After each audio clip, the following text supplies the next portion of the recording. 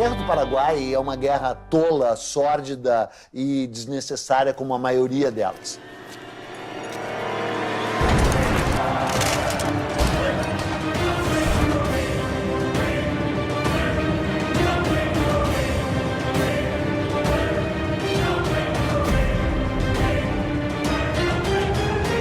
Uma guerra, a primeira vítima é a verdade. Porque a historiografia brasileira a respeito da Guerra do Paraguai era muito vagabunda, praticamente não existia. This is the most devastating war in post-colonial South American history. Aquilo foi um genocídio. Nós não tivemos o genocídio como intenção, mas nós tivemos o genocídio como efeito.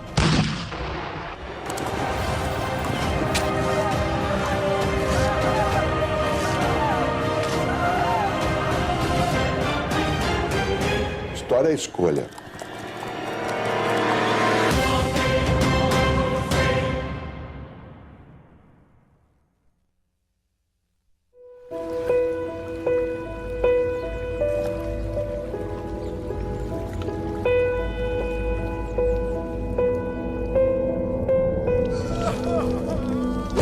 Depois de 40 anos independente de Portugal, o Brasil é um gigante. Rural, pobre, analfabeto e escravo.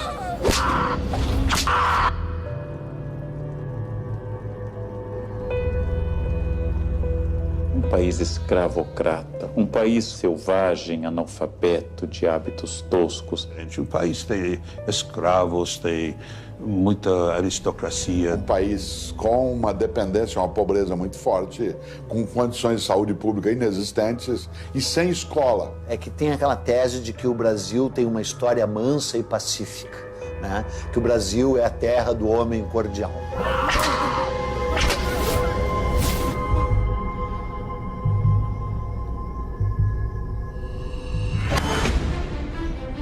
Em 1864, o Brasil é uma monarquia controlada por um homem de 38 anos, que está no trono desde os 14. Dom Pedro II. Apresenta-se Dom Pedro como um homem muito culto, mas ele é um homem muito despreparado. Quer dizer, você vê que é um homem a quem falta polimento, né? A quem falta todas as normas de civilidade. É um caipirão brasileiro. Pedro é um homem que tinha ideais e projetos, mas de fato não tinha vocação de governo. O Brasil enfrenta uma grave crise econômica e o sul do país começa a trazer notícias preocupantes.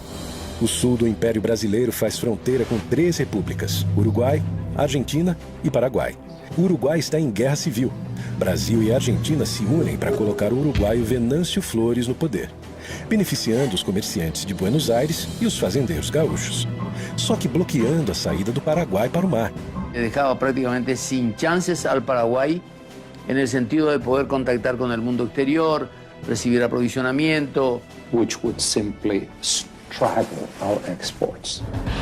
Com esse novo cenário, o Paraguai, para usar a Bacia do Prata, precisa negociar com as 2 maiores potências da região. Paraguay o estaba con Argentina contra Brasil o con Brasil en contra Argentina, pero nunca al mismo tiempo con las 2 potencias mayores de la región. O Paraguai é governado por um também jovem de 32 anos, Francisco Solano Lopes. Francisco Solano López estaba convencido de que tenía un destino muy importante, ¿verdad? Que en este caso era salvar a la patria de la deshonra. Era una persona con una inteligencia, con un talento literario considerable. era una persona preparada para un cargo difícil. Mariscal López, and very proudly so, is my great-grandfather. Sem dúvida, ele era um sujeito inteligente, perspicaz, ambicioso. Era um homem muito controverso. E dentre os mitos da guerra, um deles é de que o Solano Lopes era um estadista com uma visão extraordinária de um grande Paraguai. A very highly educated person. Evidentemente que ele teve alguns méritos, mas acima de tudo ele era um ditador. E era um ditador eventualmente obcecado. López era una persona que no sabía nada de economía. Como Luís XIV, era l'état c'est moi. Había conocido la corte de Inglaterra, la corte de Napoleão III. O Solano Lopes era um grande louco da América do Sul. Ele tinha sonhos de ser um Napoleão. This was a leader who had a certain vision of Paraguay. He had a certain vision of his own wisdom and his own strength, which was quite divorced from reality. Mas tu quer me dizer que o cara ia criar um paraíso na Terra, o Solano Lopes? É uma piada, né? The war had one commander from the beginning to the end on the Paraguayan side. O Solano Lopes havia arregimentado as suas forças, dando-lhes a certeza de que lutavam pela liberdade, por uma causa justa e pela pátria. Então isso fazia com que eles fossem indômitos. He conducted the adventure as a military adventure. Nos últimos 10 anos, o Paraguai fez seu exército crescer de 10 mil homens para quase 100 mil combatentes. Construiu uma linha férrea, a primeira da América do Sul, para ligar a capital a um campo militar. E também a primeira linha de telégrafo para se comunicar com a sua principal proteção no Rio Paraguai, o Forte de Humaitá.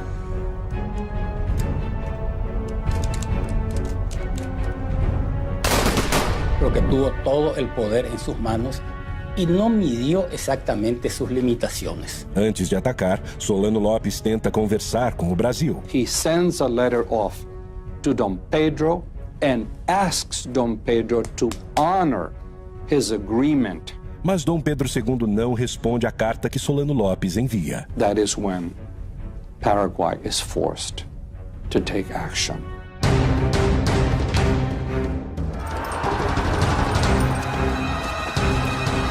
Pela primeira vez em sua história independente, o Brasil tem seu território invadido.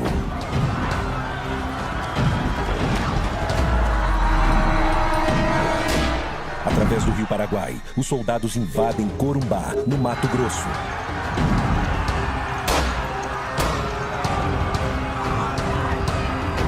De hecho, los paraguayos cometieron abusos en territorio brasilero y argentino.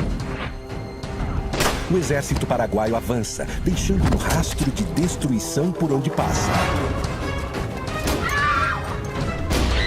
Os generais levam junto as suas esposas, que aproveitam para saquear as casas no caminho. Os invasores paraguaios de Mato Grosso saquearam, levaram a população civil forçada para Assunção, porque o Mato Grosso estava indefeso. Você não tinha força do exército Mato Grosso.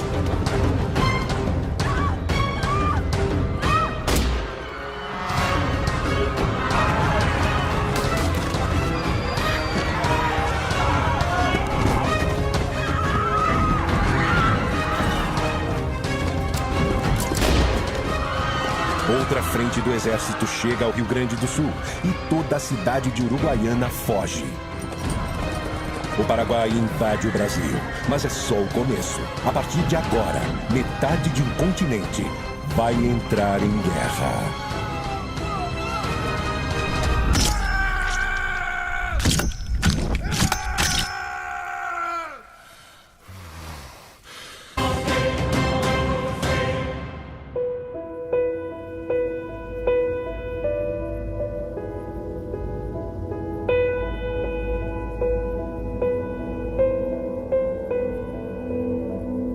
Pressionado pelas tensões políticas do Rio da Prata, Solano Lopes está em guerra com o Brasil. Em 12 de novembro, ele sequestrou o governador do Mato Grosso que passava pelo Rio Paraguai. E no final de dezembro, invadiu, saqueou e dominou cidades do Mato Grosso e do Rio Grande do Sul.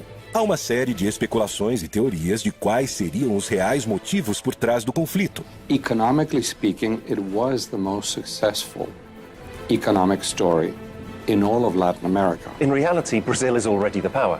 In terms of population, in terms of economy, in terms of resources, Brazil is the power. There was no balance of power. A mí me parece que Paraguay era un mal ejemplo y era un lugar donde no entraban. A história mais maluca de todas da Guerra do Paraguai é esse mito de que o Paraguai era uma potência em crescimento. Eu me pergunto como a gente acreditou por tanto tempo nisso. Porque a historiografia brasileira a respeito da Guerra do Paraguai era muito vagabunda, praticamente não existia. O Paraguai não era um modelo de desenvolvimento para a região. Tinha uma população que era o dobro da do Uruguai, só que o comércio exterior dele era 6 vezes menor. Há uma teoria muito divulgada pela esquerda no governo militar brasileiro de que a Inglaterra tinha medo do crescimento paraguaio e por isso financiou a guerra. Inglaterra está construyendo un imperio mundial y no hay lugar en el planeta que le sea indiferente. Paraguay, as I said, is dependent on British technology. It is dependent on British money. Paraguay had not shut out Britain. Porque Paraguay ha desarrollado una autonomía que el gran imperio británico no puede aceptar. Tenía rasgos de protocomunismo, ¿no? Porque, por ejemplo, distribuyeron tierras a todos los habitantes, casi de estalinismo del siglo XIX, digamos. Allí donde hay la posibilidad de crear un mercado para las mercaderias que fabrica la Revolución Industrial. O mercado consumidor paraguaio não existia. A população não tinha poder aquisitivo, não existia um mercado consumidor. Segundo, mesmo que existisse, qual a lógica de você fazer uma guerra para abrir o mercado consumidor e destruir esse mercado? Não tem lógica. Appetite for some of the wealth that Paraguay had. Isso é ridículo porque o Paraguai não estava se industrializando, não tinha indústria pesada, não tinha nem indústria leve, quer dizer, não tinha indústria. Ponto. A arrecadação anual do Paraguai era de menos de 1 milhão de libras esterlinas. Brasil, Argentina e Uruguai juntos arrecadavam mais de 50 milhões. Argentina had an economy that was dependent on loans, and Brazil had an economy that was dependent on slavery. El imperio brasilero era esclavista, en la República Paraguay también era esclavista. Solo que había menos esclavos en el Paraguay, un porcentaje menor de la población. Há também outra versão que coloca Solano Lopes como louco, um Napoleão das Américas. O Solano Lopes, ele tinha delírios megalomaníacos. Ele queria fazer um grande Paraguai, pegando parte do Brasil, parte da Argentina e o Uruguai. All decision-making in Paraguay was centered upon himself. Os únicos papéis, documentos que a gente tem da época mostram que a Inglaterra tentou conter as maluquices do ditador Solano Lopes. Tem um Solano Lopes que é o ditador. Mas tem um Solano Lopes que é um ditador e que age com uma racionalidade. A Inglaterra não financiou a guerra. Tampouco o ditador paraguaio era louco. Invadir o Brasil é a opção que Solano Lopes encontra para negociar com o gigante vizinho. Na época, você atacava um país e a vitória era conquistar a capital inimiga. Obviamente, era inviável ao Paraguai conquistar o Rio de Janeiro. Solano Lopes manda seu exército tomar o sul do Mato Grosso, região que quer anexar ao território paraguaio, e o Rio Grande do Sul, para chegar até o Uruguai. Assim, ele tem mais força para negociar com Dom Pedro II e restabelecer a sua saída para o mar. Se ele não invadisse o Brasil, ele não teria causado a guerra. Só que Dom Pedro II não se rende e, em vez de negociar com Lopes, procura Bartolomeu Mitre, presidente da Argentina, e Venâncio Flores, presidente que colocou no poder no Uruguai, e forma, em 1º de maio de 1865, a Tríplice Aliança entre Brasil, Argentina e Uruguai. La Triple Alianza no quería saber absolutamente nada. Había que liquidar a Solano y lo que él representaba. Agora, oficialmente sozinho, Solano Lopes tem duas opções: negociar uma trégua e recuar sem derramamento de sangue, ou atacar os navios brasileiros que bloqueiam a sua saída para o mar. 11 de junho de 1865, Corrientes, Argentina. Começa a maior batalha naval da história da América do Sul. A formação dos estados na região da Bacia do Prata é a grande causa da Guerra do Paraguai. A Bacia do Prata é constituída pelas águas dos rios Paraguai, do gigante rio Paraná, que vem do Brasil, e do rio Uruguai.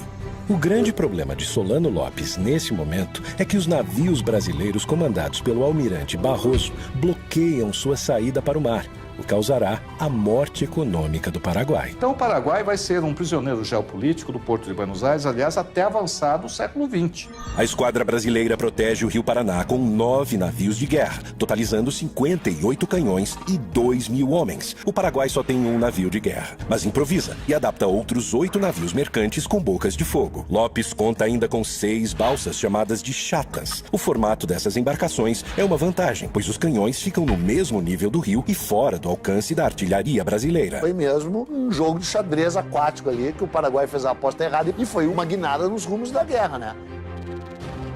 9 navios brasileiros na margem do Riachuelo. 9 navios paraguaios se preparam para a emboscada. O Paraguai prepara canhões na margem do rio e a ordem de Solano Lopes é que seus soldados invadam os navios e capturem a esquadra brasileira para o Paraguai. O Paraguai tinha que acertar 100% e o Brasil errar 100%. Então os navios estavam imobilizados, não tinham como se mover e boa parte da tripulação estava dormindo.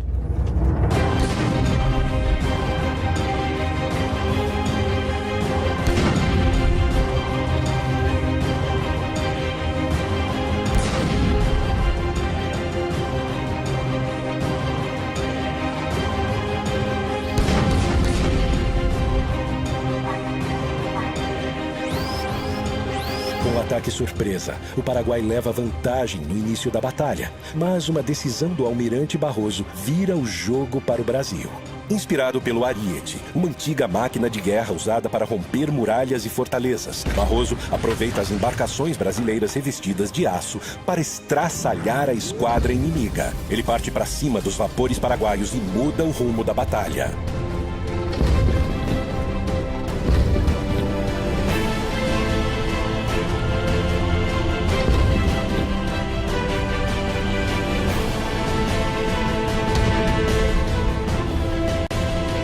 O Brasil vence e mantém o controle da Bacia do Prata.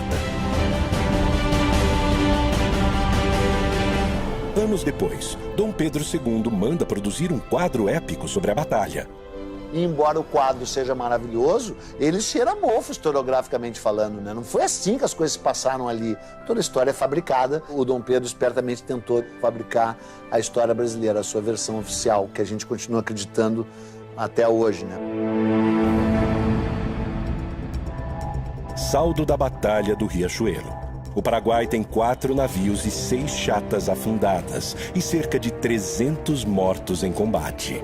O Brasil tem 1 navio afundado e perde 100 homens. Os aliados mantêm o controle na Bacia do Prata e Solano está acuado em seu território. Solano começa a perder o controle da situação. A Tríplice Aliança se fortalece. O Paraguai invadiu e saqueou cidades brasileiras.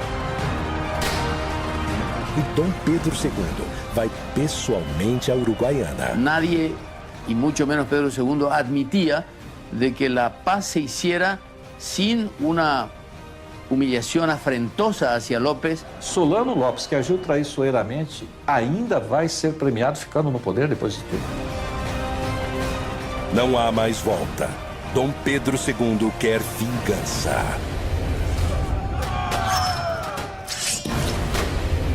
Quem vai invadir o Paraguai agora é o Brasil. Para completar o exército brasileiro, Dom Pedro II cria a campanha Voluntários da Pátria, homens que se alistam para lutar no Paraguai.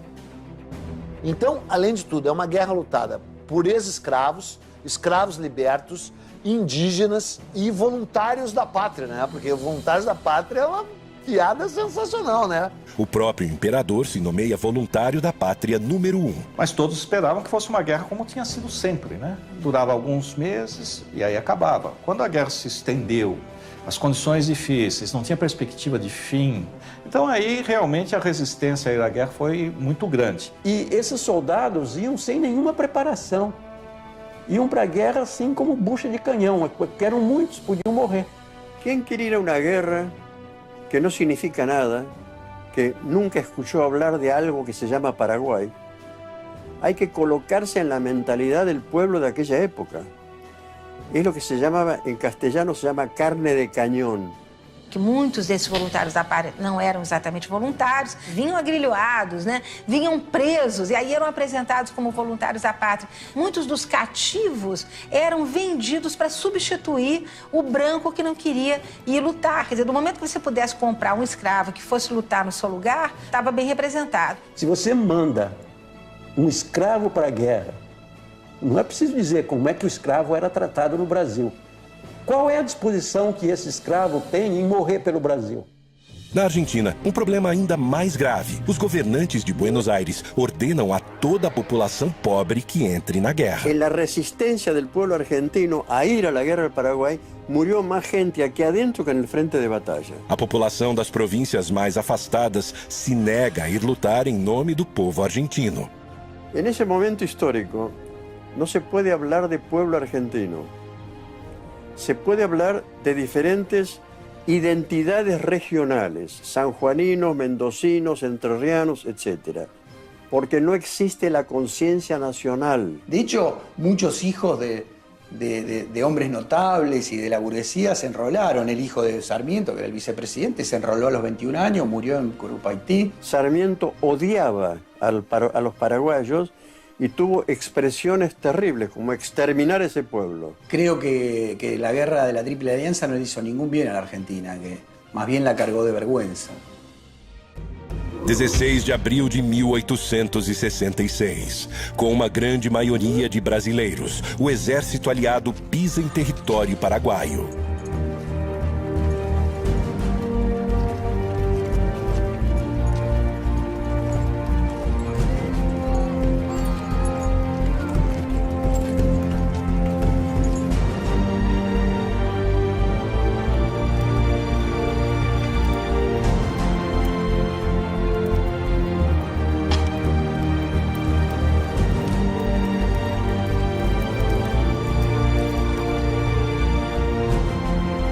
O Brasil, sem sofrer resistência, monta seu acampamento militar.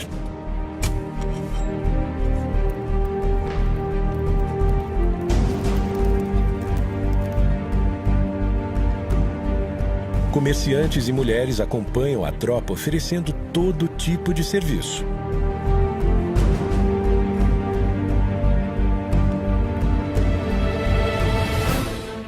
Mas o Paraguai não se rende e quer expulsar os invasores.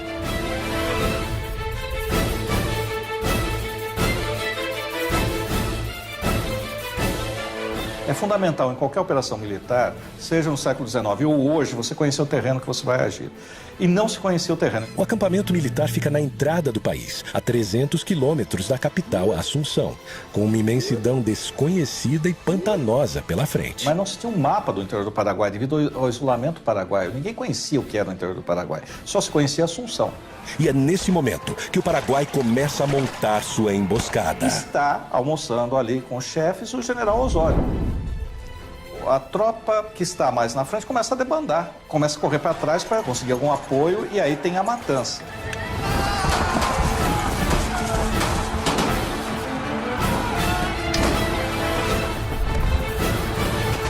24 de maio de 1866. Os paraguaios invadem o acampamento brasileiro.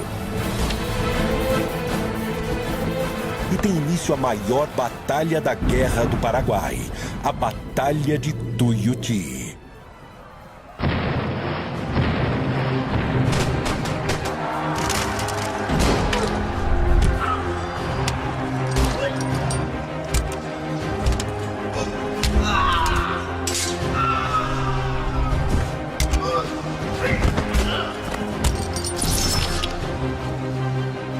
Com o ataque surpresa, o Paraguai leva vantagem no início do confronto.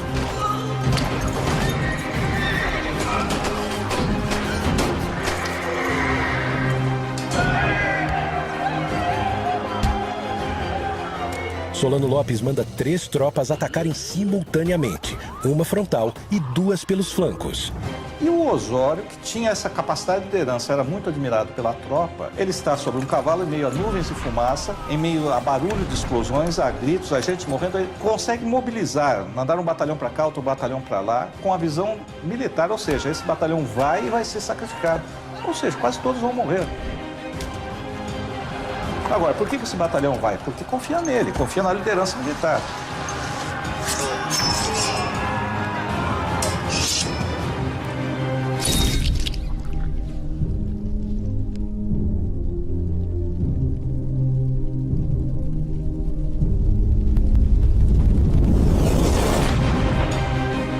Então ele consegue distribuir e consegue reverter a guerra.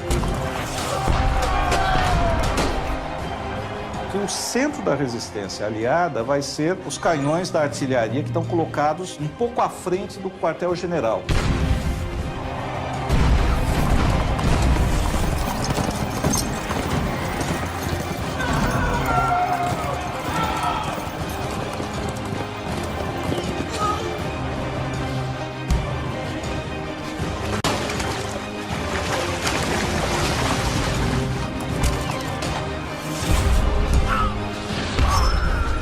Tem que lembrar que a guerra é uma coisa selvagem. O sujeito vai matar o outro, ele não está filosofando.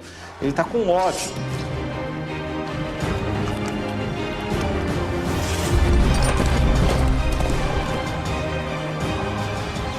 mas ali morrendo no charco, morrendo no pântano, chafurdando, literalmente chafurdando, estavam povos e etnias que não tinham nada a ver com aquilo diretamente.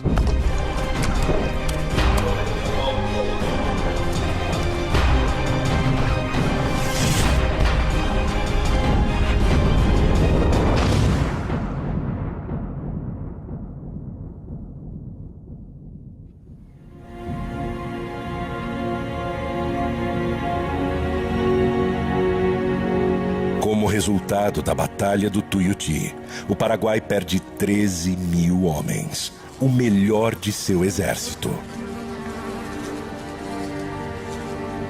Os aliados, juntos, perderam 4 mil homens. Mas não há motivos para comemorar.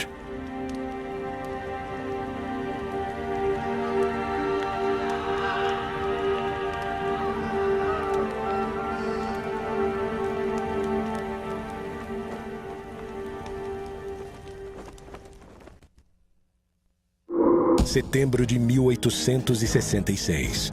O Brasil continua acampado em Tuiuti e o Paraguai se protegendo no quadrilátero em volta da fortaleza de Humaitá. O Brasil teve que lutar contra uma fortaleza que ele próprio tinha construído para os paraguaios, né? E que se sabia inexpugnável. A fortaleza de Humaitá é a grande proteção do Rio Paraguai. Para chegar em Assunção, é preciso passar por ela. Construída anos antes com a ajuda de militares brasileiros, a fortaleza é um complexo defensivo composto do forte, da igreja e o rio era cercado com grossas correntes de ferro para impedir a passagem de navios brasileiros. Mas a fortaleza de Humaitá não é o maior obstáculo que o exército brasileiro tem pela frente. Em todos os casos, a maior parte das mortes foi causada não em combate, mas foi causada por cólera, por doenças, fome e frio. As condições dos hospitais militares são péssimas, desumanas, sem nenhuma estrutura. E brigas e indisciplina no acampamento são frequentes. Não há liderança. Dom Pedro II já está de volta ao Rio de Janeiro. Eu lembro um aspecto importante que as pessoas costumam esquecer. É o início da fotoreportagem. Os jornais todos vão publicar fotografias. Tem fotografias que sofrem, entre aspas, Photoshop. Quer dizer, parece que o Dom Pedro está no campo de batalha, mas não está. A fotografia foi tirada no estúdio. Aí botam ele lá no campo de batalha. A guerra parece ter chegado a um impasse, mas Dom Pedro II guarda uma surpresa, um novo aliado que irá redesenhar os rumos da guerra. 2 anos de guerra. O Brasil continua preso em seu acampamento e o Paraguai se fortalecendo em Humaitá. As condições do exército estão lastimáveis. Vai entrar em cena o maior militar brasileiro da história. É um homem que se transformou no único duque que o segundo reinado produziu. Duque de Caxias. E aí ele chega para pôr ordem na casa. E a primeira coisa que ele tem que fazer é restabelecer a disciplina. Por exemplo, os hospitais estão lotados, mas todos estão feridos. Aí ele descobre que 1/3 que está lá está simulando doenças. O Duque de Caxias dizia para quem quisesse ouvir que o exército brasileiro não tinha armas, estava despreparado e ia enfrentar um clima totalmente hostil. Os que foram para a guerra eram civis e contra a vontade em grande parte. E não tinham experiência militar. Então Caxias teve que treinar civis para a guerra, em plena guerra com o inimigo na frente. E ele vai remontar, vai disciplinar o exército, vai rearmar o exército, vai inovar. Para observar as posições paraguaias, Caxias manda trazer dos Estados Unidos balões de observação usados na recém-acabada Guerra Civil Americana. E o projeto mais ousado de todos, usando prisioneiros paraguaios, ele improvisa uma locomotiva e um trilho de 25 quilômetros de extensão para auxiliar na logística da guerra.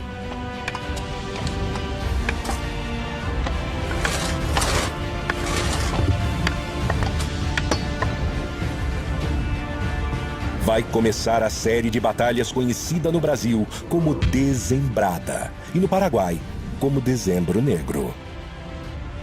Caxias precisa tomar Assunção e para isso conta com 20 mil brasileiros e 5 mil argentinos. O Paraguai protege a capital com 5 mil homens. A esquadra brasileira derruba a fortaleza de Humaitá. Foi uma batalha terrível por uma fortificação que a engenharia militar brasileira cedeu ao Paraguai anos antes, já naquele barril de pólvora que era aquela bacia do prata inteira ali, né? Às margens do rio Itororó, a primeira batalha que o Paraguai resiste bravamente. Quem ataca nessa guerra até um determinado momento leva desvantagem. Porque o terreno não era favorável ao ataque, era favorável à defesa. 5 dias depois, Caxias avança sobre o rio Havaí, numa batalha épica, retratada posteriormente por Pedro Américo. Por fim, em Lomas Valentinas, Caxias destrói o que resta do exército paraguaio. Depois de um tempo, virou a guerra do Brasil contra o Paraguai, né? E o Brasil a manteve deliberadamente. 1º de janeiro de 1869. Caxias toma a capital Assunção. Mas a cada investida de Caxias, Solano foge, montando acampamento com seus filhos e sua esposa, Elisa Lynch. A irlandesa Elisa Lynch é a primeira dama do Paraguai. Ela acompanha Solano Lopes em quase todos os momentos da guerra. Ajuda com suas habilidades de enfermagem, mas não abre mão do seu luxo, nem nos acampamentos militares. Se conhecia o arte del buen vivir, la frivolidad, las expresiones estético-culturales, etc. Solano a conheceu 10 anos antes da guerra, na agitada vida noturna de Paris.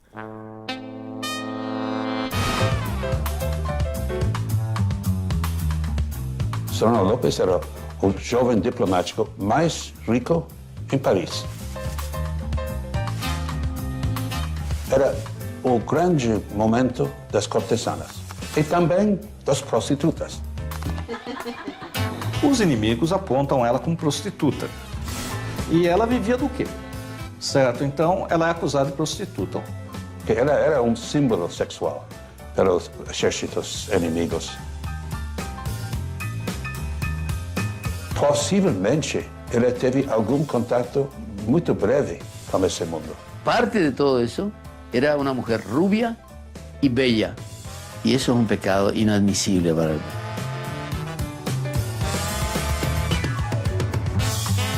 Até onde a gente sabe, Solano Lopes não teve uma relação de fidelidade com ela, não foi uma relação de monogamia. Num primeiro momento, talvez ela fique interessada por ele, pelo exotismo, mas num segundo momento eu acho que realmente ela se apaixona por ele e realmente é uma relação real, certo? Não é uma relação por interesses monetários, embora ela tenha saído rica dessa relação. Anos depois da guerra, Elisa escreve um manifesto onde se defende das acusações sobre o seu passado.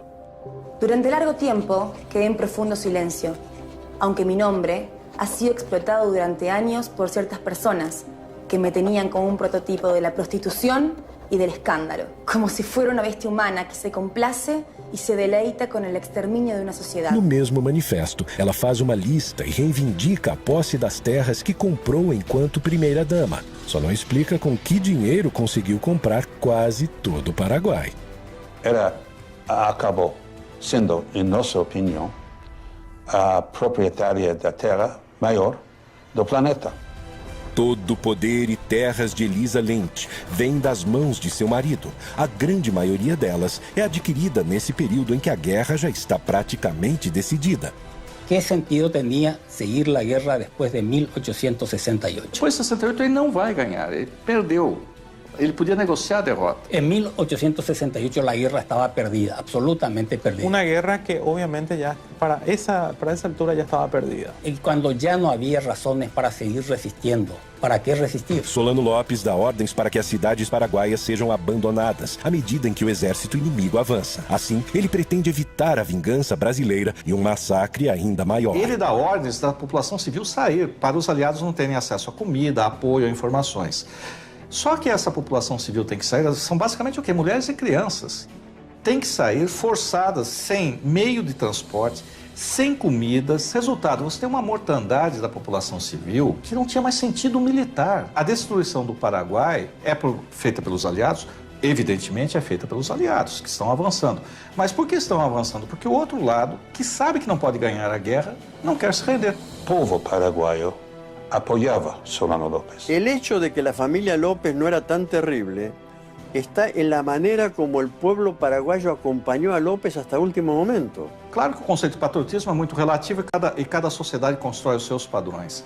Mas, estritamente falando, não tinha mais sentido militar nenhum você manter essa população fugindo, se retirando, sendo vítima da guerra. No rational leader would take on almost half the continent in a war. Solano López no podía tener un concepto bien delimitado, bien claro de la realidad. O Solano López estava bebendo demais, virou muito cruel. E não cabe dúvida, ele fez coisas que eram horríveis. Então ele mandou, por exemplo, prender a mãe, as irmãs, matou um irmão sob tortura, o outro morreu por exaustão física devido à perseguição dele, matou dezenas de pessoas. É a onipotência, a arrogância e o desprezo pela vida das pessoas que estão subordinadas a eles. Eu acho que, nesse sentido, Solano López é igual a Stalin, que é igual a Hitler. Janeiro de 1869. Com a capital tomada, o Paraguai não representa mais perigo aos aliados da região do Prata. E para Caxias, é o fim da guerra. Tem uma frase do Caxias que diz que ele não era coveiro. Para vencer a guerra do Paraguai, como se pretendia, teria que matar o último paraguaio no ventre da sua mãe. Ele se recusou a fazer esse papel. Mas Dom Pedro II está obcecado atrás de Solano López. From that point on, it was a war of vengeance against o Mariscal López. Sem Caxias, o comando vai para o seu genro, o francês Conde de. Nesse conflito, ficou claro o quão violento e eventualmente sanguinário até o Brasil pode ser. Enquanto continua sua fuga, Solano López usa o que sobrou da população para retardar o avanço brasileiro. Cumprindo ordens de Solano, o general Cabaleiro comanda crianças para lutar com o exército inimigo. Teve um grau de crueldade e violência do exército brasileiro, né, desmedido.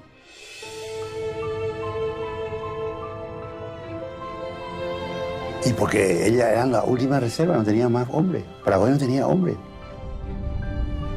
Fanatismo de resistência paraguaio, né? Manda crianças para lutar contra o exército e de como esse exército aceita a luta e mata essas crianças.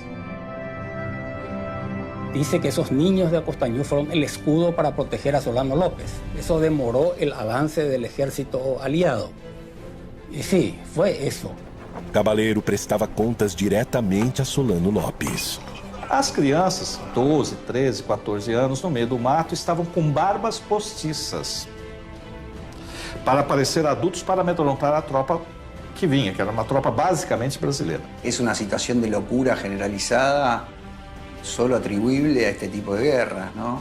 Los niños de antes, o de hace 100 años, y en 150 años, y en esas circunstancias, son diferentes. Ciertamente, a los 14 años, muchos niños se enlistaban, que los niños se iniciaban sexualmente cuando se desarrollaban, y era natural, digamos.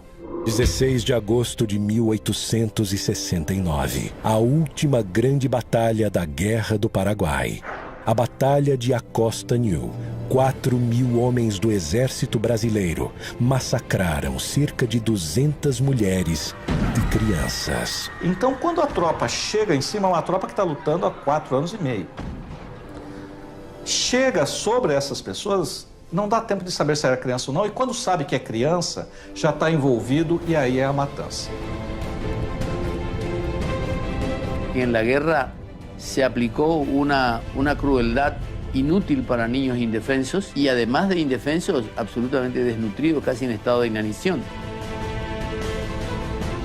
Quem envia crianças para uma guerra contra soldados profissionais, o que pode ocorrer? Agora, no momento em que ele está ali, ou a tropa de infantaria chega e olha e vê uma criança que não tem condições de erguer um rifle, também não deveria atirar. O Solano colocou crianças na linha de frente para retardar o avanço brasileiro. O Conde de avançou sobre crianças, matou mulheres, matou velhos. En realidad los niños no fueron a la guerra vino hasta los niños.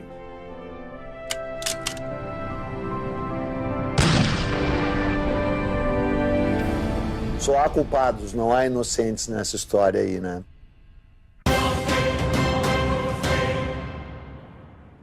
O Brasil queria garantir a sua navegação nos rios do Prata. E o Paraguai também. Essa região sempre foi uma região conflagrada. O Solano Lopes desempenhou o papel do fósforo aceso no barril de pólvora. Solano Lopes invadiu e saqueou cidades brasileiras. Dom Pedro II quis se vingar. Dom Pedro, como se dizia na época, era uma luva de veludo escondendo uma mão de ferro.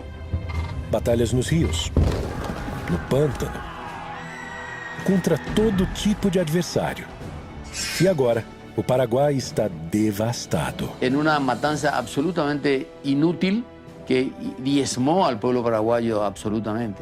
Os números mais fiéis indicam que o Paraguai tinha uma população em torno de 500 mil pessoas antes da guerra. Doenças e combates foram responsáveis por mais de 300 mil mortes, 60% da população. Do lado brasileiro, com uma população de 9 milhões de pessoas, morreram cerca de 75 mil brasileiros, menos de 1% da população. Toda a força dos países aliados destruiu o pouco que esse país agrário tinha. O nosso exército cometeu aquilo que eu chamei de genocídio. Tecnicamente pode até não ser, mas na prática, no sentimento que a gente tem e nos números da mortandade provocada, aquilo foi um genocídio. Olha, genocídio é forte demais, né? Embora se assemelhe a isso, né? Genocídio é uma coisa, massacre é outra. Fue realmente una catástrofe demográfica. Estamos hablando de 300.000 personas, ¿verdad? 3 de cada 5 paraguayos murió a lo largo de 6 años. Quer dizer, o Paraguai é o maior perdedor, sem dúvida nenhuma. História é escolha. Chamar de genocídio dependerá do momento. Usá-lo com propriedade, no meu entender, em relação à Guerra do Paraguai, de onde foi a intenção, jamais. Onde nós chegamos, sem dúvida. Para a conquista ser completa, Dom Pedro II ainda precisa encontrar Solano Lopes. Mas sua busca está próxima do fim. 1º de março de 1870. Acampamento de Cerro Corá, norte do Paraguai. Porque a ordem que o imperador tinha dado e o objetivo da guerra não era matar Solano Lopes, era retirá-lo do poder. In a very macabre scenario on the battlefield of Cerro Corá. É um caos ali, fogo, fumaça, gritos, é tudo muito rápido, ele tenta fugir a cavalo. E o Chico Diabo, né, o nosso cabo, lançou. O cabo Francisco Lacerda fere a virilha de Solano Lopes e um tiro brasileiro mata o seu filho, Pantito Lopes. Elisa Lynch se enrola em uma bandeira britânica e consegue sobreviver. Foi fácil identificá-lo porque ele era o único gordo. São os últimos momentos de Solano Lopes. E aí, segundo a descrição do general Câmara, Solano Lopes está no riacho, ele dá ordem para que ele se renda. Solano Lopes pega a espada e diz que não se entrega e morre com a sua pátria. Ele, um soldado, quando ouviu Solano Lopes erguer a espada, deu um tiro. Ele já estava mortalmente ferido, mas o tiro vai levá-lo à morte.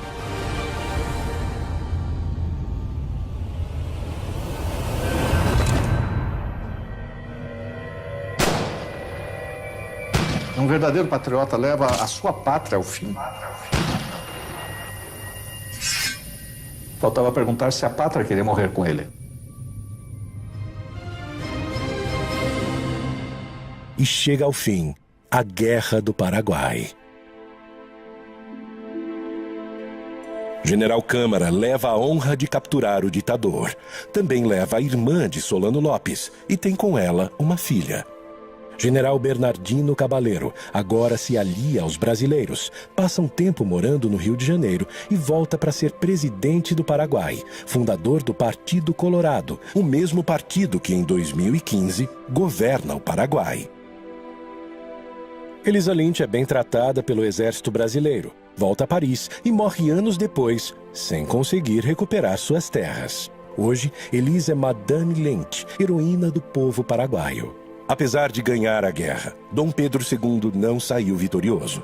Afundou o Brasil em dívidas com bancos europeus e ainda fortaleceu o exército brasileiro, que na década seguinte, liderado por ilustres participantes da Guerra do Paraguai, transformaria o país em uma república, tomando o poder do imperador. Francisco Solano Lopes, odiado pelos paraguaios nos anos pós-guerra, passa por um tratamento de imagem no século XX. E hoje é o grande herói nacional, enterrado em um panteão dos heróis em Assunção. Lo que hicieron con Paraguay fue transformarlo en un país más pobre, más destruido, digamos, lo liquidaron a Paraguay. Todos perdieron finalmente, todos calcularon mal. It's time to be honest with our past and sincere with our own history. Es un golpe muy serio para la monarquía brasilera, que reveló una gran ineficacia en el manejo militar. The responsibility rests with successive Brazilian governments.